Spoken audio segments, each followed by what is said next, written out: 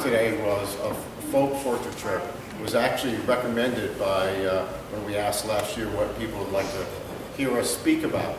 And somebody recommended that we speak about folk portraits and how we tell the difference between folk and formal portraits.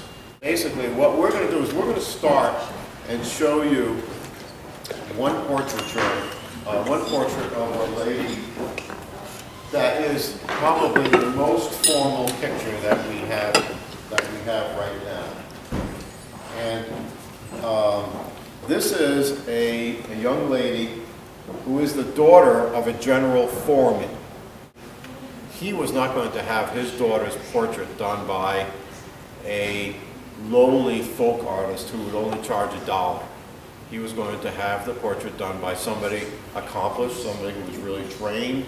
They were going to have a really formal frame, and it was probably going to be in their very formal house.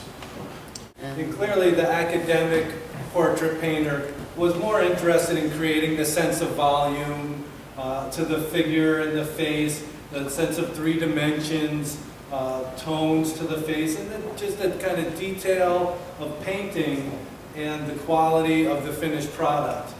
We don't know who painted this portrait, but it was certainly someone that was trained in a formal studio by a formal artist.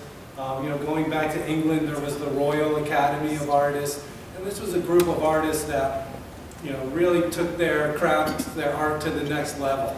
And they focused and they studied the old masters, and they really wanted to create the living likeness, the living image of the person. This young lady was painted around 1800 to 1820. We have this really great dress that she's wearing with this high-waisted bodice and great ruffled sleeves, and a lot of attention to detail of her dress and of her, illustrating the silk that was used for her shawl and her waistband, and it really shows the status that she had in her community. But it was the attempt by the artist to really fill out the face and his ability to capture the face and the figures. It is the first signed portrait, the earliest one by John Brewster, and he was probably in his early 20s when this was done. John Brewster became a really well-known artist in eastern Connecticut and eventually went to Maine and joined his brother and his brother's family up in Maine. But he traveled back and forth and he would travel. And he actually left quite a bit of portraits, and there's a lot known about his life. And people just revere, because if you started to study John Brewster's portraits, there is something that is so special. He had something, he got the ethereal look of what the person was really like. And maybe because he was a deaf mute, he had a sensitivity of more than any other artist that most people ever see. The great elements of the 18th century design and the folk nature of it are the flat spaces and the way he uses flat surfaces to create the image. The bonnet, the face, everything is done in flat shapes and flat forms that interlock and go together. Whereas the academic portrait artist had the capability to create volume as a naive artist. What you were taught to do, what I was taught to do, was make shapes and connect the shapes together, and that way you can see the shape of her forehead, the shape of her cheek, the shape of her nose. And these are all little elements that are combined to make the portrait. The academic artist could fill that out and make the volume. But even Brewster, he just used a lot of flat spaces. This is attributed to Margaret Doyle, who was the daughter of William M.S. Doyle, who was a painter and silhouette maker from Boston. And the design and the composition of the portrait is exactly like one of her father's portraits. The reason we think it was done by his daughter is this beautiful decorated floor cloth on the bottom, and all this wonderful work that she put into creating this really fanciful floor cloth, which really typifies the fancy period. Again, you look at the flat forms and the combination of flat forms that pull together to make the composition work.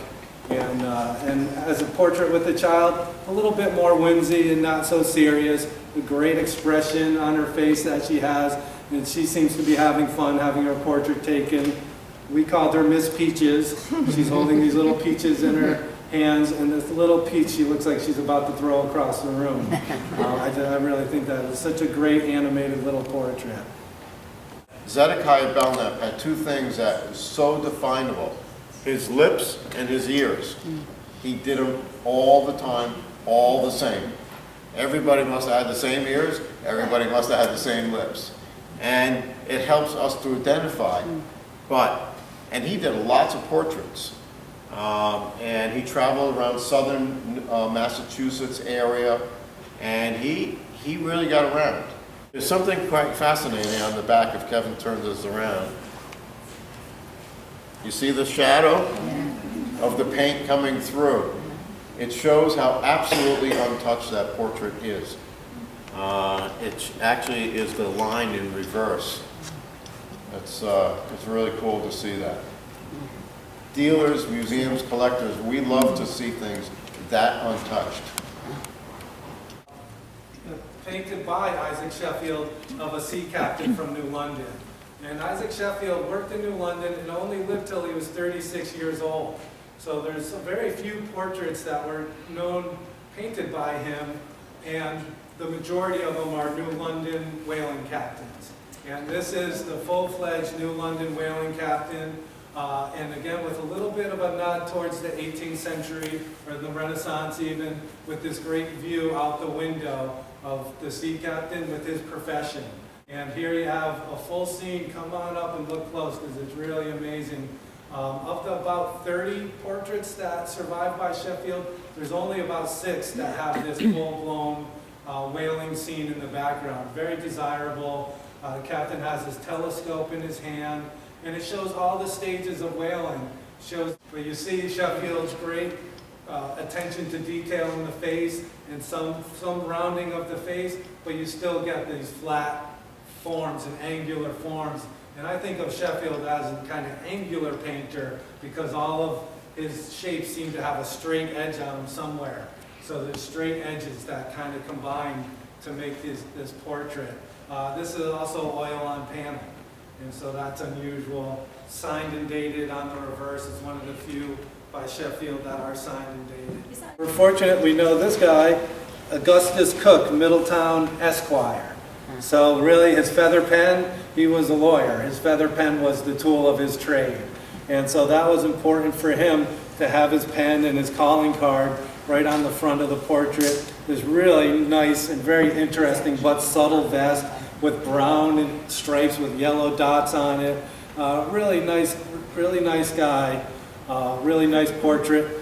Quickly painted, large spaces, as opposed to Sheffield, who was angular.